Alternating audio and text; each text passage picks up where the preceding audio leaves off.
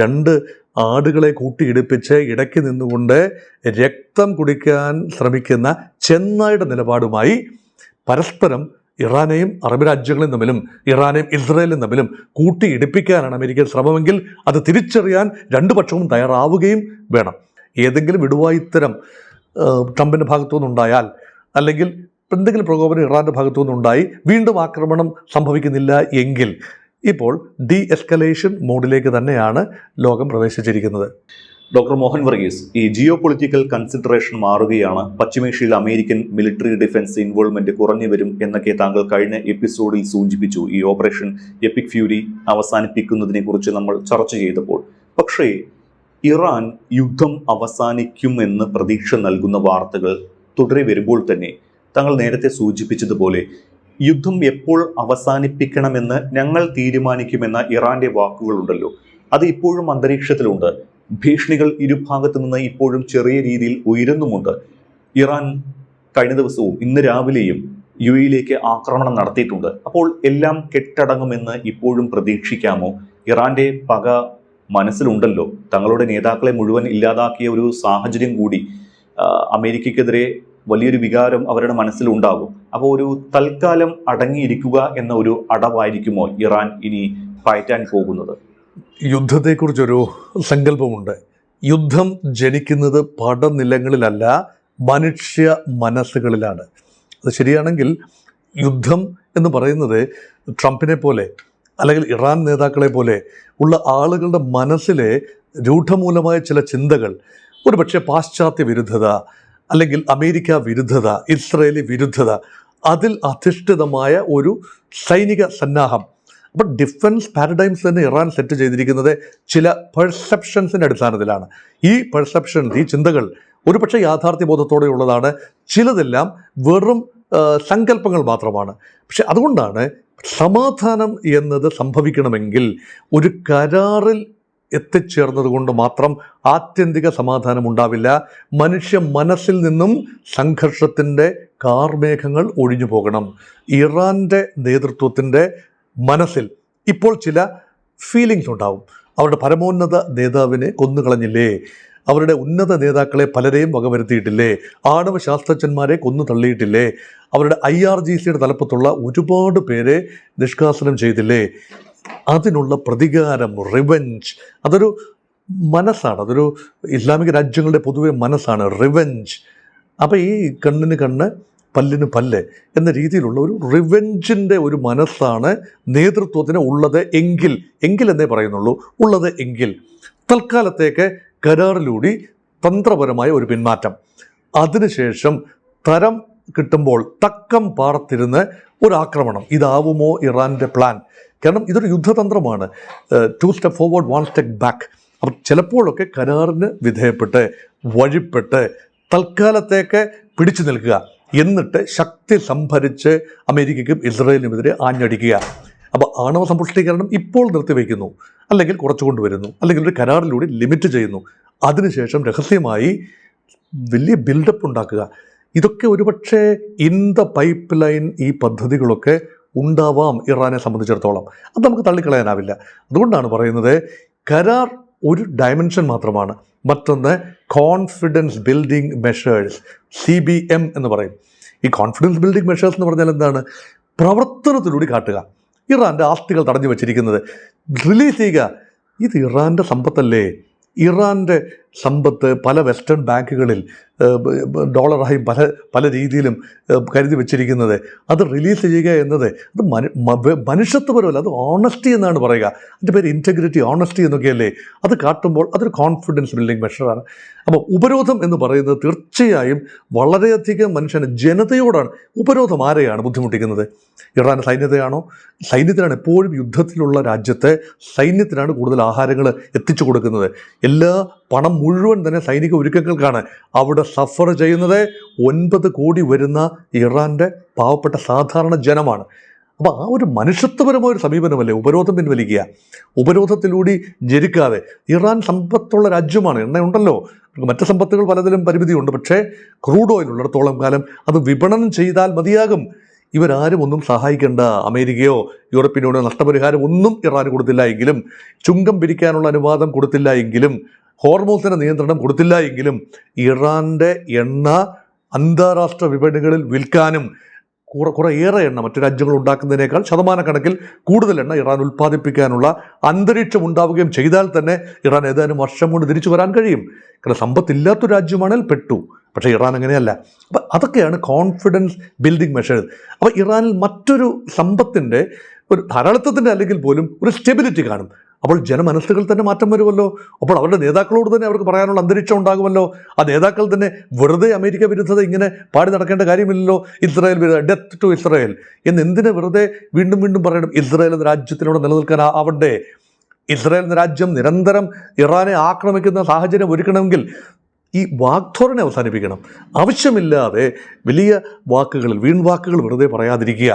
അപ്പം വെറുതെ ആക്രമണം വിളിച്ചു വരുത്താതിരിക്കുക. അപ്പോൾ ഇസ്രായേലിനും അതൊരു കോൺഫിഡൻസ് ആണ്. ഇസ്രായേലുമായി സുഹൃത്ത് ബന്ധം ഉണ്ടായിരുന്ന ഒരു ജനതയല്ലേ പേർഷ്യൻസ്. ഇസ്രായേൽ ജനത ബാബേൽ പ്രവാസ കാലത്ത്, ബാബിലോണിയൻ ക്യാപ്റ്റിവിറ്റിയുടെ കാലത്ത്, തടവിലായിരുന്ന സമയത്ത് വലിയൊരു കാലഘട്ടം നെബൂഖദ്നേസറിൻ്റെ ഒക്കെ കാലത്ത് പിടിച്ചുകൊണ്ടുപോയ ഇസ്രായേൽ മക്കളെ വിടുവിച്ചത് പേർഷ്യൻ രാജാവായ സൈറസ് അല്ലേ? സൈറസ് ദി ഗ്രേറ്റ്, കോരശ്, മഹാനായ കോരശ് രാജാവ് അല്ലേ? പേർഷ്യൻ രാജാവല്ലേ? അപ്പോൾ അന്ന് മുതൽ പേർഷ്യയും ഇസ്രായേലും തമ്മിൽ, പേർഷ്യ എന്ന് പറഞ്ഞാൽ ഇറാനാണ്, ഇസ്രായേൽ തമ്മിലൊരു വൈകാരികമായ ബന്ധമുണ്ട്. ഈ സ്വാതന്ത്ര്യാനന്തരം അല്ലെങ്കിൽ ഇസ്രായേൽ രൂപീകരിച്ചതിന് ശേഷം ഉള്ള ആദ്യ കാലങ്ങളിൽ ഇറാനുമായി നല്ല ബന്ധമാണ്. അറബ് രാജ്യങ്ങളുമായി, അയൽവക്കത്തുള്ള അറബ് രാജ്യങ്ങളുമായി ഇസ്രായേലിൻ്റെ ബന്ധം മോശമായിരുന്നു. പക്ഷേ ഇറാനുമായി നല്ല ബന്ധങ്ങളായിരുന്നു. ഇതൊക്കെ നിലനിർത്താൻ കഴിയും. അപ്പോൾ പിന്നീട് വന്ന IRGC എന്ന് പറയുന്നത് എന്താണ്? റെവല്യൂഷനെ നിലനിർത്താനുള്ള ഗാർഡിംഗ് സംവിധാനം. വിപ്ലവത്തിന് തീജ്വാല എന്ന് പറയുന്നത് ആൻറ്റി സയനിസ്റ്റ് മാത്രമാകണമെന്നില്ലല്ലോ. അതൊരു വിപ്ലവത്തിൻ്റെ സ്പിരിറ്റ് എന്ന് പറയുന്നത് ആഭ്യന്തരമായ ഒരു പുരോഗതി, ഇറാൻ്റെ ആഭ്യന്തരമായ ഒരു പുരോഗതി. ഇറാൻ ഒരു സമവായത്തിൻ്റെയും ഉൾക്കൊള്ളലിൻ്റെയും പാരസ്പര്യത്തിൻ്റെയും സ്വരം സംസാരിക്കുന്നു എന്ന പ്രതീതി, അതും വിപ്ലവത്തിൻ്റെ സ്പിരിറ്റ് അല്ലേ? അല്ലാതെ അമേരിക്ക വിരുദ്ധതയോ? അതൊക്കെ കാലഘട്ടം മാറിയില്ലേ? അപ്പോൾ അമേരിക്കയ്ക്ക് ഇറാനെ ശത്രുവായി കാണേണ്ടതില്ല, ഇറാൻ അമേരിക്കയെ ശത്രുവായി കാണേണ്ടതില്ല, ഇസ്രായേലിനെ ശത്രുവായി കാണേണ്ടതില്ല, ഇസ്രായേൽ മറിച്ചും ഇറാനിൽ നിന്നും ഭയപ്പാടുകളോടെ കാണേണ്ടതില്ല. ആ ഒരു കോൺഫിഡൻസ് ബിൽഡിംഗ് മെഷേഴ്സ് അമേരിക്ക കൂടി വിചാരിച്ചെങ്കിലേ പറ്റൂ. അത് കരാറിൻ്റെ ഭാഗമാകണം. എന്നിട്ടത് പ്രവർത്തിച്ച് കാട്ടണം. ഏതാനും വർഷങ്ങൾ അങ്ങനെ മുന്നോട്ട് പോകുമ്പോൾ ആ ഭീഷണിയുടെ കാർമേഘങ്ങൾ ഒഴിഞ്ഞു പോകും. അല്ലാതെ ഈ രണ്ട് ആടുകളെ കൂട്ടിയിടിപ്പിച്ച് ഇടയ്ക്ക് നിന്നുകൊണ്ട് രക്തം കുടിക്കാൻ ശ്രമിക്കുന്ന ചെന്നായുടെ നിലപാടുമായി പരസ്പരം ഇറാനെയും അറബ് രാജ്യങ്ങളും തമ്മിലും ഇറാനെയും ഇസ്രായേലും തമ്മിലും കൂട്ടിയിടിപ്പിക്കാനാണ് അമേരിക്കൻ ശ്രമമെങ്കിൽ അത് തിരിച്ചറിയാൻ രണ്ടു പക്ഷവും തയ്യാറാവുകയും വേണം. ഈ നീണ്ട നാളത്തെ സമാധാനത്തിന് വഴി തെളിയിക്കുകയാണ് എന്ന് പ്രതീക്ഷ നൽകുന്നതായിരുന്നല്ലോ ഹോർമൂസ് കടലിടുക്കിൽ കുടുങ്ങിക്കിടന്ന കപ്പലുകളെ സ്വതന്ത്രരാക്കാൻ ഓപ്പറേഷൻ ഫ്രീഡം പ്രോജക്റ്റ് പ്രഖ്യാപിച്ച അമേരിക്കൻ പ്രസിഡന്റ് ഡൊണാൾഡ് ട്രംപിന്റെ നടപടി. അതാണ് താൽക്കാലികമായി നിർത്തിവെച്ചിരിക്കുന്നത്. ഓപ്പറേഷൻ ഫ്രീഡം പ്രോജക്റ്റിനെ യുദ്ധപ്രഖ്യാപനമായി കാണുമെന്നാണ് ഇറാൻ മുൻപ് പ്രതികരിച്ചത്. വീണ്ടും സംഘർഷം ഉണ്ടാകാതിരിക്കാൻ ഇറാനോടുള്ള നിലപാട് മയപ്പെടുത്തുകയാണോ ട്രംപ്? ഇറാനെ പ്രകോപിപ്പിക്കാതെ ഒരു കരാറിലെത്തി യുദ്ധത്തിൽ നിന്ന് തലയൂരാൻ ശ്രമിക്കുകയാണോ ട്രംപ്? അങ്ങനെ വേണമോ വിശേഷിപ്പിക്കാൻ? അതോ യുദ്ധം തുടരാൻ അമേരിക്കൻ കോൺഗ്രസ് അനുമതി നൽകിയിട്ടില്ലാത്ത സാഹചര്യത്തിൽ ട്രംപിന്റെ തന്ത്രമാണോ ഇപ്പോഴത്തെ ഈ നീക്കങ്ങളെല്ലാം? ഈ മേൽപ്പറഞ്ഞ എല്ലാ കാര്യങ്ങളും ഒരുപോലെ തന്നെ പ്രസക്തമാണ്. ഓപ്പറേഷൻ എപ്പിക് ഫ്യൂരി അവസാനിച്ചു എന്ന് പറയുന്നു. പക്ഷേ ഓപ്പറേഷൻ ഫ്രീഡം ആ രീതിയിൽ നിർത്തിവെച്ചു എന്നാണ് പറയുന്നത്, അവസാനിച്ചു എന്ന് പറയുന്നില്ല. ഓപ്പറേഷൻ ഫ്രീഡം ഇത് സ്വാതന്ത്ര്യത്തിന് വേണ്ടിയുള്ള ഒരു സൈനിക നീക്കം എന്ന് പറഞ്ഞാൽ ഹോർമൂസിലൂടെ കപ്പലുകൾക്ക് സുഗമമായി സഞ്ചരിക്കാനുള്ള സ്വാതന്ത്ര്യം, അവകാശം, അതിനുവേണ്ടി അമേരിക്ക ഫോഴ്സ് ഉപയോഗിക്കുന്നു. ചരക്ക് കപ്പലുകൾക്ക് അകമ്പടി പോകുന്നു. ഇതാണല്ലോ ഓപ്പറേഷൻ ഫ്രീഡം. ഓപ്പറേഷൻ ഫ്രീഡവും നിർത്തിവെക്കുന്നു. അപ്പം അത് ഫോഴ്സ് ഉപയോഗിച്ച് എങ്ങനെയാണ് സമാധാനം കൊണ്ടുവരിക? ബലം പ്രയോഗിച്ച് എങ്ങനെയാണ് സ്വാതന്ത്ര്യം നേടിയെടുക്കുക? അതുകൊണ്ട് കരാറിലൂടെ ഹോർമൂസ് ഞങ്ങൾ തുറന്നിരിക്കുന്നു എന്ന് പറഞ്ഞാൽ മതി. തുറക്കാൻ താഴും താക്കോൽ വിട്ട് പൂട്ടിയിരിക്കുന്നതല്ല അവിടെ തുറന്നു എന്ന് പറഞ്ഞാൽ അതിനർത്ഥം ഇറാൻ അതിലേ പോകുന്ന കപ്പലുകളെ ആക്രമിക്കില്ല. 2, ഇറാൻ അവിടെ സ്ഥാപിച്ചിട്ടുള്ള, ഇറാന് തന്നെ അറിയാവുന്ന ഇടങ്ങളിൽ സ്ഥാപിച്ചിട്ടുള്ള മൈനുകൾ നീക്കം ചെയ്യും. അതിന് വേണമെങ്കിൽ ജർമ്മൻ സഹായമോ മറ്റ് രാജ്യങ്ങളുടെ മൈൻവാരി കപ്പലുകളുടെ സഹായമോ ഒക്കെ തേടുകയും ചെയ്യാം. ഒരു സംയുക്ത ഓപ്പറേഷനിലൂടെ ആ പ്രദേശം നാവിഗബിൾ ആക്കണം. സുഗമമായി കപ്പൽ ഗതാഗതം നടത്താനുള്ള ഒരു സാഹചര്യം ഉണ്ടാക്കണം. അത് ഇറാൻ്റെ കൂടെ സഹകരണത്തോടെ മാത്രമേ നടക്കൂ.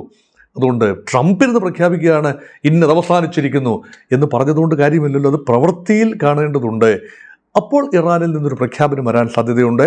തങ്ങൾ ഉപരോധം അവസാനിപ്പിച്ചിരിക്കും. തങ്ങൾക്കെതിരെയുള്ള നാവിക ഉപരോധം അവസാനിപ്പിക്കുന്ന സ്ഥിതിക്ക്, അവസാനിപ്പിച്ചിട്ടില്ല ഇപ്പോൾ, അവസാനിപ്പിച്ചാൽ തങ്ങളും ഉപരോധം പിൻവലിച്ചിരിക്കുന്നു, കടന്നു പോകട്ടെ കപ്പലുകൾ. അപ്പോൾ ഇറാൻ പറയും തങ്ങൾക്ക് നാശനഷ്ടങ്ങൾ ഉണ്ടായി, അതിന് നഷ്ടപരിഹാരം ലഭിക്കണം, അത് ലഭിക്കാൻ ബുദ്ധിമുട്ടുള്ള സ്ഥിതിക്ക് നിങ്ങൾ തരില്ലല്ലോ. അതുകൊണ്ട് തങ്ങൾക്ക് ഈ ഹോർമൂസിലൂടെ കടന്നു പോകുന്ന കപ്പലിൽ നിന്നും ഒരു തുക ചുങ്കമായി പിരിക്കാനുള്ള ഒരു അവകാശമുണ്ടാവണം. ഞങ്ങളുടെ നിയമം അനുസരിച്ച് ഇപ്പോൾ ഞങ്ങൾ പാർലമെൻറ്റിൽ അത് പാസ്സാക്കി കഴിഞ്ഞു, അത് നിങ്ങളും കൂടെ അംഗീകരിക്കണം. അപ്പോൾ ഒരു ചർച്ചയുണ്ടാകും. അത് സാധിക്കില്ല, കാരണം മുൻപ് ചുങ്കമൊന്നുമില്ലായിരുന്നു, ഏത് കപ്പലുകൾക്കും കടന്നു പോകാം. ഇത് ഇറാൻ വെട്ടിയ, ഇറാൻ നിർമ്മിച്ച ഒരു കടലിടുക്കല്ല, ഇത് നാച്ചുറൽ സ്ട്രെയിറ്റ് ആണ്, പ്രകൃതി ഒരുക്കിയ ഒരു കടൽപാതയാണ്. അതുകൊണ്ട് ബാബൽ മന്ദേബ് ആകട്ടെ, ഹോർമൂസ് സ്ട്രെയിറ്റ് ആകട്ടെ മനുഷ്യ നിർമ്മിതമായ കടലിടുക്കല്ല. അതേസമയം സൂയസ് കനാലും പാനമ കനാലും മനുഷ്യ നിർമ്മിതമായ കനാലുകളാണ്. അത് കനാലെന്നല്ലേ പറയുക, അത് കുഴിച്ചുണ്ടാക്കിയതാണ്. അതൊരു കടൽ പോലെ കുഴിച്ചുണ്ടാക്കിയ, കപ്പലുകൾക്ക് പോകാൻ പരുവത്തിന് കുഴിച്ചുണ്ടാക്കിയ സ്ഥലങ്ങളാണ്. അത് ആര് ചെയ്തോ, ഏത് രാജ്യത്തിൻ്റെ നെടുകയാണോ പോകുന്നത്, അത് ഈജിപ്തിൻ്റെ ഒരു കിഴക്കൻ ഭാഗത്തൂടാണ്, വടക്ക് കിഴക്കൻ ഭാഗത്തൂടാണ് സൂയസ് കനാൽ പോകുന്നത്. അവിടെ ഈജിപ്റ്റ് ദേശീയമായ കരാറിനെ പ്രഖ്യാപിച്ചിരിക്കുന്നു. ആ കനാലിലൂടെ പോകുന്ന വെസൽസിൽ നിന്നും നിശ്ചിത തുക ചുങ്കം ഈടാക്കുന്നു. അത് ന്യായമാണ്. അതുപോലെ പാനമ എന്ന രാജ്യത്തിന് കുറുകെയാണ് അറ്റ്ലാന്റിക്കിനെയും പാസഫിക്കിനെയും തമ്മിൽ ബന്ധിപ്പിക്കുന്ന പാനമ കനാൽ. അമേരിക്ക കൂടിച്ചേർന്ന് നിർമ്മിച്ചതാണെങ്കിലും അത് പാനമയുടെ നിയന്ത്രണത്തിലാണ്. പനാമ എന്ന രാജ്യത്തിൻ്റെ വരുമാന മാർഗം കൂടിയാണ് കനാൽ. അതുപോലെ അല്ല ഹോർമൂസ്. ഇപ്പം ഇറാൻ അതിനെ ഒരു വരുമാന മാർഗമായി നോക്കേണ്ട കാര്യമില്ല. ഇറാൻ്റെ എണ്ണ വിൽക്കാനുള്ള അന്തരീക്ഷം ഉണ്ടായാൽ മാത്രം മതിയാകും. ആവശ്യത്തിന് എണ്ണ ഉണ്ടല്ലോ. ഇപ്പം ഖാർഗ് ഐലൻഡൊക്കെ ഇപ്പോഴും ഇൻടാക്റ്റാണ്. അവിടെ ആക്രമണമുണ്ടായി, ഇറാൻ്റെ 90% എണ്ണയും കടന്നു പോകേണ്ടത് ഖാർഗിൽ നിന്നാണ്. അപ്പോൾ അതൊക്കെ സുരക്ഷിതമായി ഇരുന്നാൽ മതി. അവിടെ ആ ഇൻഫ്രാസ്ട്രക്ചറൊക്കെ ഇനി യുദ്ധം കടുക്കുകയും ഖാർഗിലെ ഇൻഫ്രാസ്ട്രക്ചർ പൂർണ്ണമായി നഷ്ടപ്പെടുകയും ചെയ്താൽ ഇറാന് റീകൂപ്പറേറ്റ് ചെയ്യാൻ ബുദ്ധിമുട്ട് വരും. അതുകൊണ്ട് അതൊക്കെ അപ്പോൾ ഒരു സർട്ടൺ സ്റ്റേജിലാണ് നിൽക്കുന്നത്. കംപ്ലീറ്റ് ഡിസ്ട്രക്ഷൻ എന്ന് പറയാനാവില്ല. ഇപ്പം ഗാസയിൽ ഇസ്രയേൽ നടത്തിയത് കംപ്ലീറ്റ് ഡിസ്ട്രക്ഷനാണ്. ഗാസയിൽ ഒന്നും അവശേഷിക്കുന്നില്ല.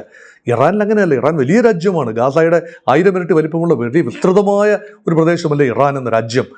അപ്പോൾ ആ രാജ്യത്തിൻ്റെ ഇൻഫ്രാസ്ട്രക്ചർ ഇപ്പോഴും ഏതാണ്ട് ഇൻടാക്റ്റായി നിലനിൽക്കുന്നു. ചില പാലങ്ങൾ, ചില എണ്ണപ്പാടങ്ങളൊക്കെ തന്നെ നഷ്ടപ്പെട്ടിട്ടുണ്ട്. പക്ഷേ 90% നിലനിർത്താൻ കഴിയുന്നത് കൊണ്ട് റീബിൽഡ് ചെയ്യാൻ സാധിക്കും.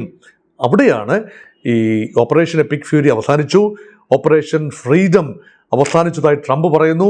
അത് പ്രാവർത്തികമായി വരണം, അതിനോട് ക്രിയാത്മകമായി ഇറാൻ റെസ്പോണ്ട് ചെയ്യുകയും വേണം. എങ്കിൽ കാര്യങ്ങൾ എത്തി നിൽക്കും. പിന്നെ ട്രംപിനെ കുറിച്ച് ചോദിച്ച ഒരു കാര്യമുണ്ട്, എന്തുകൊണ്ട് ഇതൊക്കെ ചെയ്തു? അമേരിക്കൻ പാർലമെൻറ്റ് യുദ്ധത്തിന് തുടർ അനുമതി നൽകാത്തതുകൊണ്ട് അത് ചെയ്തു എന്ന നിരീക്ഷണം ശരിയാണ്. ഒരു തരത്തിൽ പറഞ്ഞാൽ അത് ട്രംപിനെ അതിലേക്ക് എത്തിച്ചു നിർത്തിയത് അമേരിക്കൻ പാർലമെൻറ്റ് തന്നെയാണ്.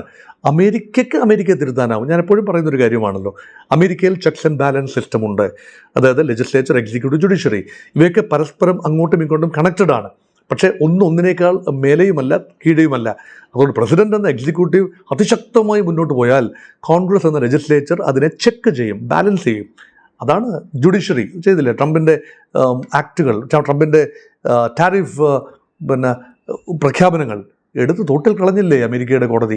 അപ്പോൾ അങ്ങോട്ടും ഇങ്ങോട്ടും ഒക്കെ പ്രസിഡന്റിനെ നിയന്ത്രിക്കുന്നത് അമേരിക്കയുടെ തന്നെ ഘടനകളാണ്. അതേപോലെ 2 മാസത്തെ കാലാവധി കഴിഞ്ഞു. 2 മാസം കൊണ്ട് അമേരിക്ക ഇറാൻ്റെ കേപ്പബിലിറ്റീസ് പലതും അവസാനിപ്പിച്ചു. അതുകൊണ്ട് അമേരിക്കയെ സംബന്ധിച്ചിടത്തോളം ഒരു പിന്മാറ്റം അത്യന്താപേക്ഷിതമായിരുന്നു. അതിന് ഏറ്റവും ഉചിതമായ സമയത്ത് തന്നെ പിന്മാറണം. ലേശം വൈകിപ്പോയി, ബെറ്റർ ലേറ്റ് ദാൻ നെവർ എന്നാണല്ലോ. അമേരിക്ക അതുകൊണ്ട് പിന്മാറുന്നു എന്നാണ് ഇപ്പോഴത്തെ സൂചന. Unless A fresh wave of attack happens, മറ്റെന്തെങ്കിലും കാരണവശാൽ ഏതെങ്കിലും വിടുവായിത്തരം ട്രംപിൻ്റെ ഭാഗത്തു നിന്നുണ്ടായാൽ, അല്ലെങ്കിൽ എന്തെങ്കിലും പ്രകോപനം ഇറാൻ്റെ ഭാഗത്തു നിന്നുണ്ടായി വീണ്ടും ആക്രമണം സംഭവിക്കുന്നില്ല എങ്കിൽ ഇപ്പോൾ ഡി എസ്കലേഷൻ മോഡിലേക്ക് തന്നെയാണ് ലോകം പ്രവേശിച്ചിരിക്കുന്നത്.